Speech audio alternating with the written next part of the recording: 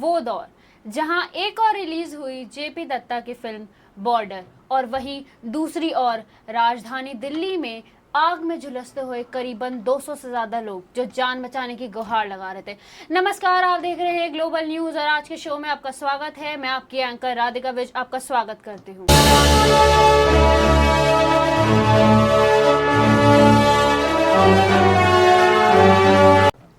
आज की चर्चा का विषय वास्तव में तो 26 साल पुराना है, पर आज भी ये दिल दहलाने वाली घटना इतिहास में अपनी छाप छोड़कर बैठी है। सोचिए, अगर आपको एक ऐसे कमरे में बंद कर दिया जाए जो धीरे धीरे धुएं से भर रहा हो और बचने का कोई रास्ता ना हो। ऐसा ही कुछ हुआ था उपहार सिनेमा में, जो दिल्ली के ग्रीन पार्क एरिया में स्थित है।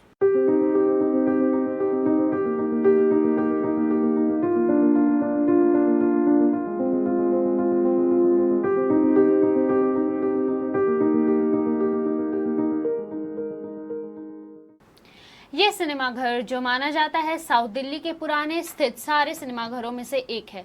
1997 में इसी सिनेमाघर में हुई थी एक ऐसी घटना जिसने पूरी दिल्ली में तहलका मचा दिया था। सिल्वर स्क्रीन पर एक और चल रही थी बॉर्डर फिल्म और दूसरी ओर लोग आग में झुलस रहे थे। चलिए इस बारे में बात करते हैं हमारी संवाददाता कनिका से, जो सिनेमाघर के बाहर मौजूद हैं। धन्यवाद राधिका विज। मैं रिपोर्टर कनिका सोलंकी कैमरामैन अर्शय नेगी के साथ हम आ चुके हैं उपहार सिनेमा के अंदर, जहां 1997 में एक दर्दनाक घटना घटी थी।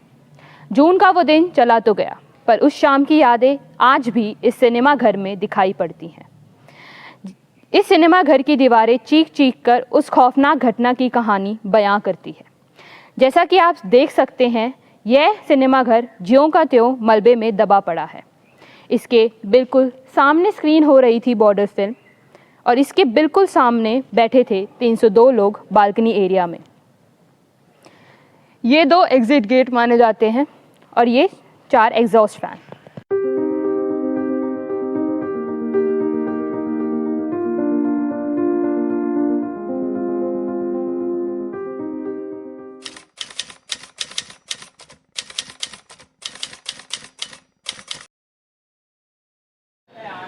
1997 सिंगल स्क्रीन सिनेमा घरों का दौर था। इसी साल रिलीज हुई थी जेपी दत्ता की फिल्म बॉर्डर, जो एक मल्टी स्टारर पिक्चर थी। तो जाहिर सी बात है कि हर शो हाउसफुल रहा।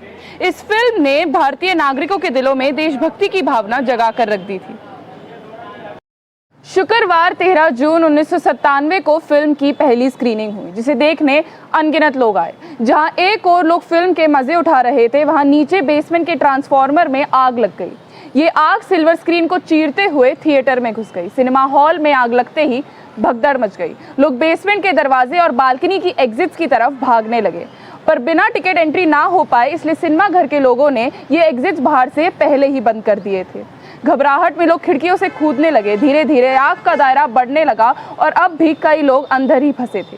कोई रास्ता जब ना मिला, तब बेसमेंट के दरवाजे छोड़ लोग बालकनी के एग्जिट्स की तरफ भागने लगे। कई लोग जान बचाने के लिए वॉशरूम्स की तरफ भागे। माना जाता है कि सबसे ज्यादा लाशें यहां से बरामद हुई थी। जो लोग खिड़की से कूदकर जान बचाने में सफल हुए वो बच गए, पर कई लोग बेसमेंट से निकलने की कोशिश करते रहे पर सफल नहीं हुए।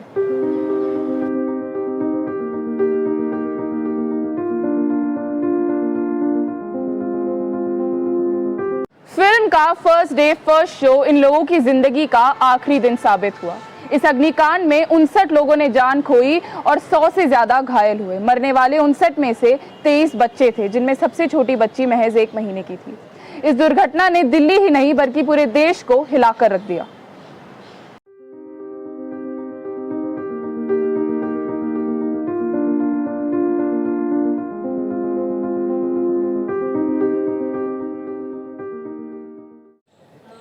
क्या कारण थे कि 59 लोगों ने अपनी जान गंवा दी? चलिए नजर डालते हैं इस दुर्घटना के पीछे के अन्य कारणों पर।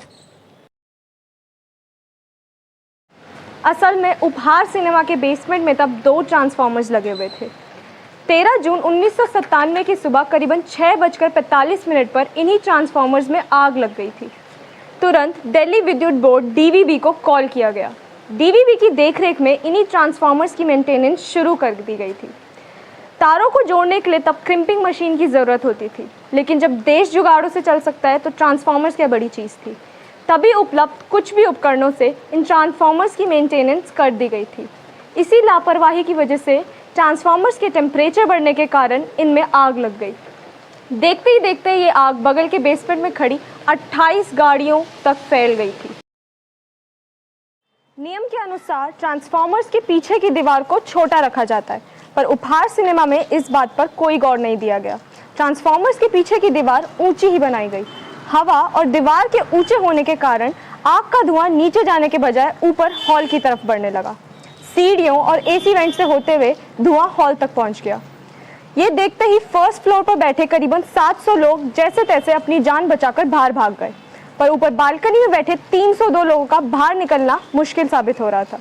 वैसे तो बालकनी में 250 सीटों की ही जगह थी, पर उधर पैसे ज्यादा कमाने के लिए 302 सीट्स लगाई गई। बालकनी में मौजूद एग्जॉस्ट फैन को भी कार्डबोर्ड से बंद कर दिया गया था। और तो और हॉल में आग लगने के कारण लाइट भी चली गई थी। ऐसे हॉल में जिधर फ्लोर लाइट्स भी नहीं थी, लोगों का डर उस अंधेरे में और तेजी से गहरा होता जा रहा था। लोगों के बच निकलने के लिए एग्जिट गेट्स तो जरूर थे, पर उन पर भी ज्यादा सीट्स होने के कारण बाहर से लॉक लगा दिया। मुख्य एग्जिट गेट भी मूवी के शुरू होते ही बाहर से बंद कर दिया गया था। जांच के दौरान और भी लापरवाहियां देखने को मिली थी, जैसे ना कोई एग्जिट लाइट, ना ही आग लगने पर कोई अनाउंसमेंट, ना कोई फायर अलार्म्स और ना ही फायर एक्सटिंग्विशर था। इतना ही नहीं, थिएटर में जिनको सुरक्षा की ड्यूटी मिली थी, आग को बढ़ता देख वो पहले ही भाग गए थे। फायर ब्रिगेड भी टाइम पर नहीं पहुंच सकी।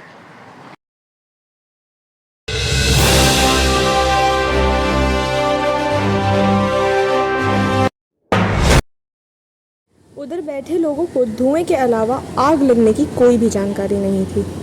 उपहार सिनेमा अग्नि दुर्घटना में लोगों की जान आग में जलने की वजह से नहीं, बल्कि धुएं में दम घुटने की वजह से चली गई थी।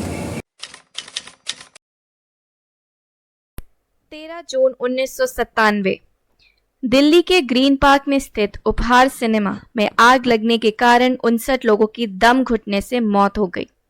22 जुलाई 1997 उपहार सिनेमा के मालिक सुशील अंसल और उनके बेटे प्रणव को गिरफ्तार कर लिया गया। उन्हें मुंबई में दिल्ली पुलिस के क्राइम ब्रांच ने हिरासत में ले लिया। 24 जुलाई 1997 ये केस दिल्ली पुलिस के सीबीआई को ट्रांसफर कर दिया गया। 15 नवंबर 1997 सीबीआई ने 16 आरोपियों के खिलाफ चार्जशीट दाखिल की। इसमें सुशील और गोपाल अंसल भी शामिल थे। 1999 सेशंस कोर्ट के अध्यक्ष एलडी मलिक ने मुकदमा शुरू किया। 27 फरवरी 2001 आईपीसी की धारा 304 culpable homicide, 304 A causing death by negligence और 337 हर्ट के तहत आरोप तय किए गए। 23 मई 2001 विटनेसेस की गवाही की रिकॉर्डिंग शुरू हुई। 2003 दिल्ली हाईकोर्ट ने पीड़ितों के परिवारों को मुआवजे के तौर पर 18 करोड़ रुपए देने का फैसला सुनाया। सितंबर 2004 अदालत ने आरोपियों के बयान दर्ज करना शुरू किए। 21 अगस्त 2007 उपहार त्रासदी के पीड़ितों के संगठन एवीयूटी ने दिल्ली हाईकोर्ट को निवेदन किया कि उन्हें जल्द से जल्द न्याय मिले। 20 नवंबर 2007 फैसला सुनाया गया। कोर्ट ने सभी 12 आरोपियों को दोषी करार दिया। सुशील और गोपाल अंसल को 2 साल जेल की सजा सुनाई गई। सितंबर 2008 सुप्रीम कोर्ट ने अंसल ब्रदर्स की बेल याचिका को रद्द कर दिया। अंसल ब्रदर्स को तिहाड़ जेल जाने का आदेश मिला। दिसंबर 2008 दिल्ली हाईकोर्ट ने अंसल ब्रदर्स को दोषी ठहराने वाले ट्रायल कोर्ट के आदेश को बरकरार रखा। हालांकि हाईकोर्ट ने उनकी सजा को 2 साल से घटाकर 1 साल कर दी। 2014 सजा पर जजों के मतभेद के बाद मामला 3 जजों की बेंच को भेजा गया। 2015 सुप्रीम कोर्ट ने अंसल ब्रदर्स को 30 करोड़ रुपए का जुर्माना भरने के बाद रिहा होने की इजाजत दी। फरवरी 2017 सुप्रीम कोर्ट ने गोपाल अंसल को 1 साल की जेल की सजा सुनाई। 2020 आरोपियों को 7 साल की सजा देने के लिए AVUT association of victims of उपहार त्रासदी द्वारा एक याचिका दायर की गई। सुप्रीम कोर्ट ने AVUT की याचिका खारिज कर दी। 2023 trial by fire web series के खिलाफ अंसल ब्रदर्स ने याचिका जारी की, ये कहकर ये सीरीज उनके व्यक्तित्व पर एक हमला है।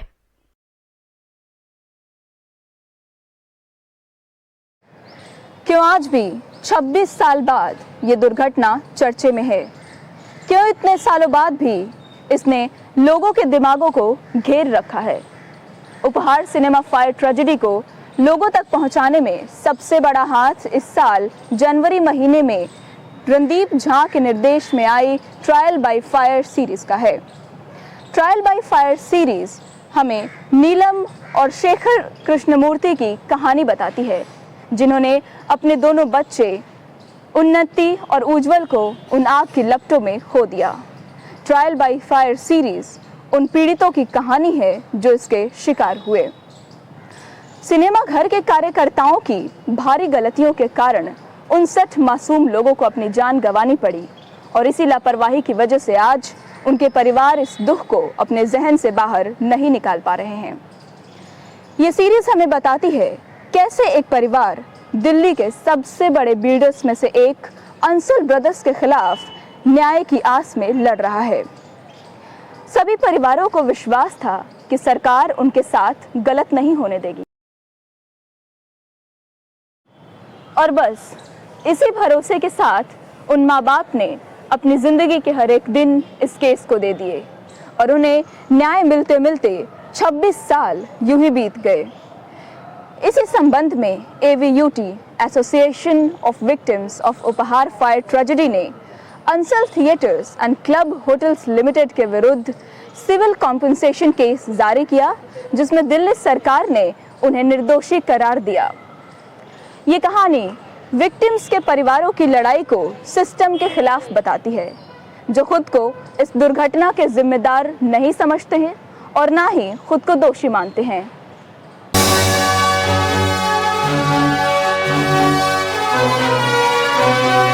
आपने जैसा बताया कि आपने यहाँ पे काम किया हुआ है, जी जी, तो आप बता सकते हैं ये आग किस दिन लगी थी? ये मैम ऐसा है 1997 में 17 तारीख को आग लगे थे मैम। अच्छा, आप कह रहे जी, हैं कि दूसरे शो में जी मैम। पहला होता है मैम हमारा 1203, ठीक है ना मैम। उसके बाद जो है आग लगा था, हम लोगों का बेसमेंट में था सारा, जो हम लोगों का इलेक्ट्रॉनिक जो सारे व्यवस्था होता है वो सारा बेसमेंट में था, एकदम चिल्ड रहता था मैम समय के हिसाब से। उसमें आग लगने का या फॉल्ट होने का हम लोगों का कोई अंदेशा था नहीं। इधर से इधर काम चल रहा है? नहीं, कोई कंस्ट्रक्शन चल कुछ नहीं, कुछ नहीं मैम, कुछ नहीं। ये तो पब्लिक ने, ये देखिए कूड़ा डालते हैं, ये करता है वो करता है, ये पब्लिक डोमेन में है। अभी हमारे कंपनी के अंदर नहीं है, लेकिन केस फाइनल हो गया। डिपेंड करता है। आप ये बता दें हमें कि आपकी आशा क्या है, आपको लगता है कि ये कंपनसेशन आप तक पहुंच जाएगा? मैम देखिए ऐसा है, हम तो अभी जो मेरा ओनर है गोपाल अंसल साहब, हम उसके टच में हैं आज भी। अच्छा। तो हम तो चाहते हैं कि मैम हम लोग जैसे पहले एम्प्लॉय थे आज भी बने, और हमारे लिए तो अच्छी बात मैम यही है।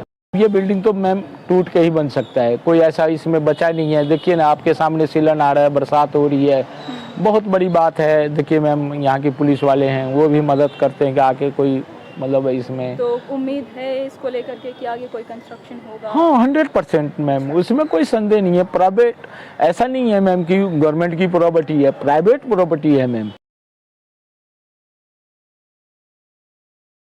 फर्स्ट फ्लोर का जो गार्ड था, he went down to having tea there, और जो फर्स्ट फ्लोर इधर नीचे का था से निकल गए, वो बच गए, वो कोई नहीं मरा। Only people who are on the balcony and whole family with children, because that border film was very popular. Everybody wanted to see that film, so that is why lot of people died, even children. Families were finished. Totally 7 people, and now they are demanding 7 flats from the builder. there is a park here specially for those people who have died. सामने ही है। You can see the people who have died. The photographs are there, and they have Kirtan 13 June every year. तो वो victims की family आती है कि society वाले यहाँ? Victim family. They have that Kirtan. अभी हम स्मृति उपवन में मौजूद हैं। ये पार्क उन सभी लोगों के याद में बनाया गया है जिन्होंने अपनी कीमती जान उपहार अग्नि दुर्घटना में गंवाई थी। यहाँ के लोगों का कहना है कि हर साल 13 जून को श्रद्धांजलि के रूप में एक पूजा रखवाई जाती है। इस पूजा में पीड़ितों के परिवार, दोस्त और अन्य लोग उपस्थित होते हैं। जैसे कि आप देख सकते हैं, यहाँ 59 पीड़ितों के सम्मान में ये संरचना स्थापित की गई है जिसमें उनका नाम दर्ज किया गया है। मनजिंदर सिंह भिंडर जो एक भारतीय सेनानी कैप्टन थे, घुड़सवारी में राष्ट्रीय पदक हासिल करने की जीत का जश्न मनाने उपहार सिनेमा में अपने सहकर्मी और परिवार के साथ बॉर्डर फिल्म देखने आए थे। आग लगते ही वह लोग अपनी जान बचा निकले, लेकिन कहते हैं ना, एक हिंदुस्तानी सेनानी कभी भी अपने कर्तव्यों से पीछे नहीं हटता। उस समय की नज़ाकत को देखते हुए उन्होंने अपनी जान जोखिम में डाली और लगभग 150 लोगों की जान बचाई। और ये थी उपहार सिनेमा की पूरी कहानी। इसी के साथ मैं रिपोर्टर कनिका सोलंकी, कैमरामैन अर्शिया नेगी के साथ विदा लेती हूँ।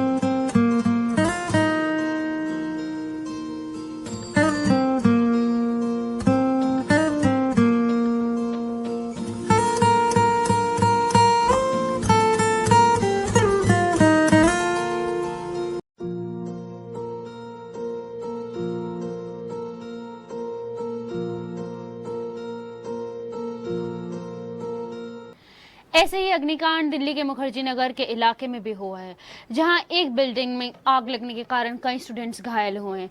देखते हैं मुखर्जी नगर फायर इंसिडेंट की और डिटेल्स और इस महीने की टॉप न्यूज आज के 2 मिनट बुलेटिन के साथ।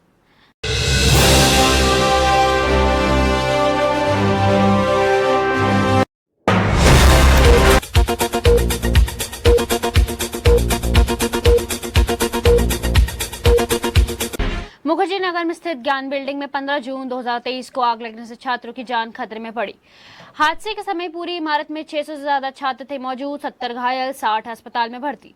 दिल्ली के कोचिंग सेंटर में आग, छात्रों ने रस्सी के सहारे बचाई जान, दिखा भयावह मंजर। मुखर्जी नगर कोचिंग में आग की घटना से छात्र नाराज, दिल्ली सरकार के खिलाफ आज करेंगे प्रदर्शन। मुखर्जी नगर में आग की घटना लापरवाही या हादसा, जानिए क्या बोली विकास देवी कीर्ति। दिल्ली हाईकोर्ट ने मुखर्जी नगर के कोचिंग सेंटर में आग लगने के स्वतः संज्ञान लिया। रेलवे रिपोर्ट से पता चलता है कि बालासोर ट्रेन दुर्घटना हुई मानवीय भूल का कारण 290 से अधिक लोग मारे गए। क्यूएस वर्ल्ड यूनिवर्सिटी रैंकिंग में टॉप 10 भारतीय विश्वविद्यालय, पूरी लिस्ट यहाँ देखें। 2 दिन का भारतीय सहकारी महासम्मेलन 1 जुलाई से दिल्ली में, पीएम मोदी करेंगे उद्घाटन। पहलवानों पे पड़ी फूट, आपस में ही भिड़ कर धरने पर बैठे रेसलर्स, आंदोलन खत्म करना चाहती थी साक्षी मलिक। ईद उल अजहा पर बीएसएफ और पाक रेंजर्स के बीच हुआ मिठाइयों का आदान प्रदान। धोखाधड़ी के शिकार हुए लोगों को राहत देगी पंजाब सरकार, केजरीवाल ने कहा, पहले किसी सरकार ने नहीं किया। नोएडा में जीआईपी मॉल में न्यूज चैनल के कर्मचारियों से मारपीट, मुकदमा जारी।